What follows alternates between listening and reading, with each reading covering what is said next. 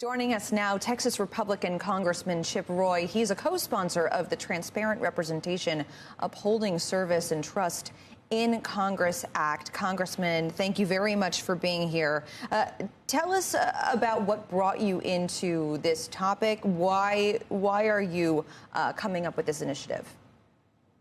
Sure. Well, in my first term in Congress, I joined with a Democrat friend of mine. We shared a belief that members of Congress should not be trading stocks, enriching themselves, in essence, while they're voting on these important issues for the American people. And that's why the legislation has the name, the Restore Trust in Congress Act, right? It's the Trust Act.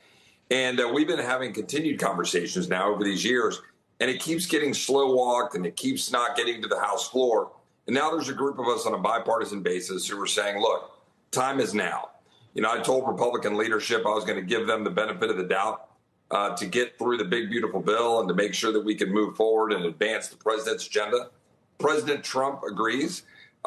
Secretary of Treasury Bessent agrees. They have both publicly stated that we should ban congressional stock trading to make sure that the American people can believe in their representatives to make the right decisions. You can't be sitting on, say, the Judiciary Committee, like I serve on, and make good decisions about, say, antitrust and whether you're going to break up, as say, a big tech company, or you can't be on a committee and be having conversations about health insurance, or maybe you're on armed services, or you're having votes on the military. You can't keep doing that while you're at the same time, as Congress did last year. 115 members traded 7,000 different times, or 7,000 different stocks and like 100 and something thousand million trades. So it's just absolutely crazy.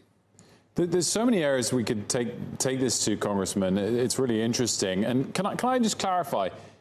This bill you're proposing will restrict members of Congress. Why shouldn't those same arguments apply to members of the executive branch as well? Yeah, I believe they should. And we've got ideas about potentially adding that into the mix. We came out with a targeted bill because we're in Congress. We felt like we should lead by example, making Congress clean so the American people can trust us. Do I think we should restrict that for the executive branch as well and align all three branches of government? Yes, I do.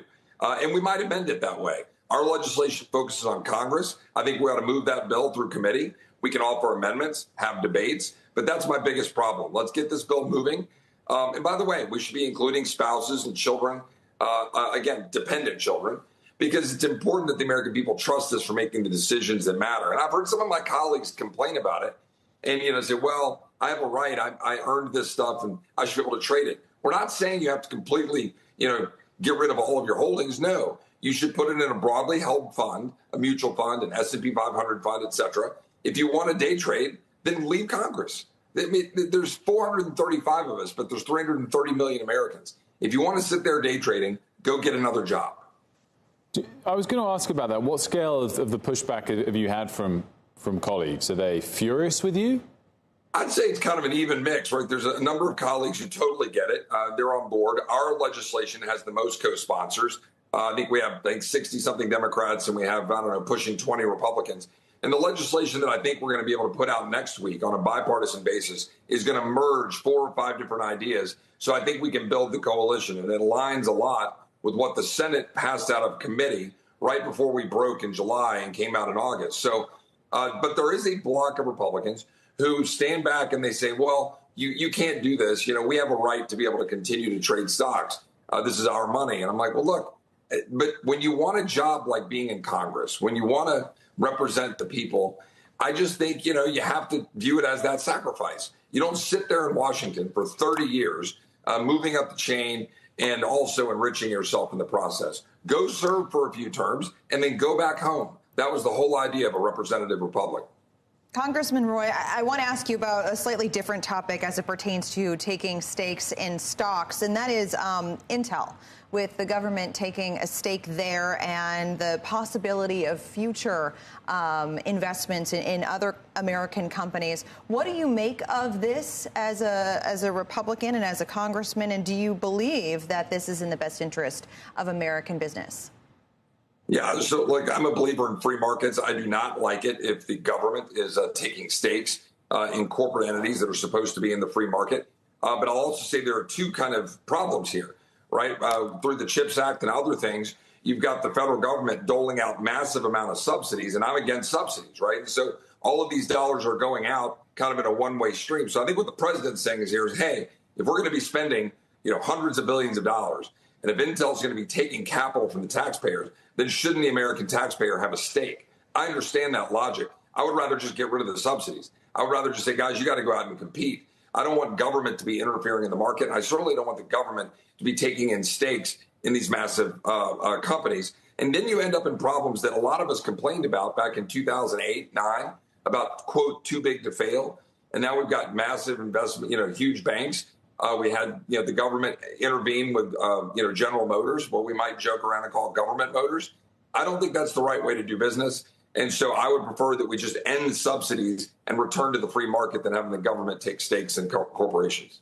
Well, I think there are two things there. Number one is there's the intervention of the government when companies such as General Motors or some of the banks during the financial crisis were at risk of failing and what that would do to the broader economy. That's kind of one idea. The other is looking at companies, say Intel, that are perceived as being of national security importance and taking a stake in that, or MP Materials, for example. Do you believe that the government should not be doing either of those things, nor should it be giving grants, which I believe we give out about $181 billion in grants every year to incentivize companies to build and create jobs and so forth? Yeah, I'm not a big believer in the government, doling out grants and trying to manage the market through government funding and taxpayer funding, and more importantly, borrowing. Look, I think we need to keep an environment where you've got maximum competition. One of the things why we should, I mentioned earlier when we're talking about the congressional stock trading, maybe we need to look at some of the antitrust and look at the fact that we've only got one or two major companies rather than 4 or 5 or 6 or 7 competitive companies, particularly, say, for example, in defense contractors, right? I remember when growing up as a kid, how many different, manufacturers of airplanes did we have? Lots. Then those all end up consolidating sort of into one.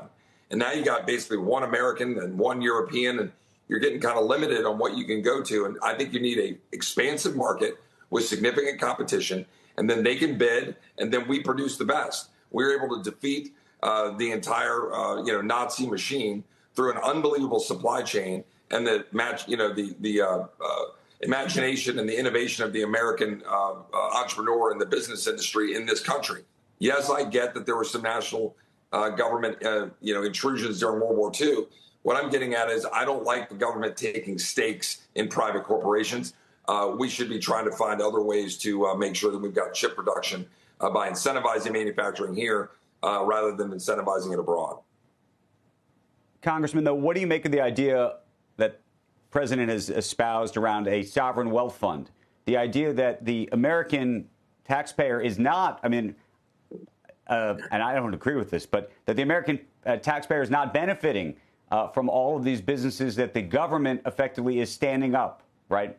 So that so many of these businesses, 80, 90% of their revenue, sometimes 100% of their revenue comes from the government. And he's saying, we want a piece. Yeah, but again, I think the problem here is that we've built up through the broken system in the swamp, this world in which these corporations depend so heavily on government. When in fact, what they should be doing is producing a product and competing in the market. And that you've got, requests for proposals, you've got bidding, and then you have to compete in the market in order to provide services if the government wants those services. What I don't like is taking up stakes in private entities. And in terms of a sovereign wealth fund, look, we've got massive amount of ability to produce, wealth and to be able to produce capital in this country by virtue of free enterprise. No country in the history of the world has been able to manufacture as much innovation and change the world as much, from the light bulb to the airplane to space flight to defense.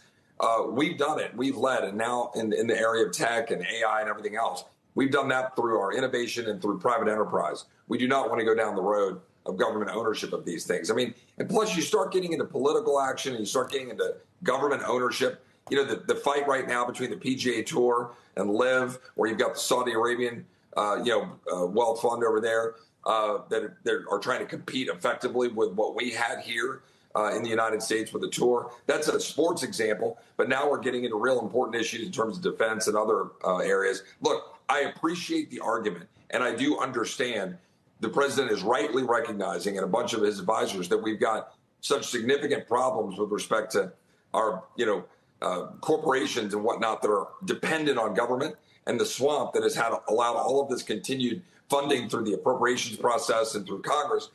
We need to clean that up, restore competition. But I don't really love the idea of government, getting in the game that our private sector can produce.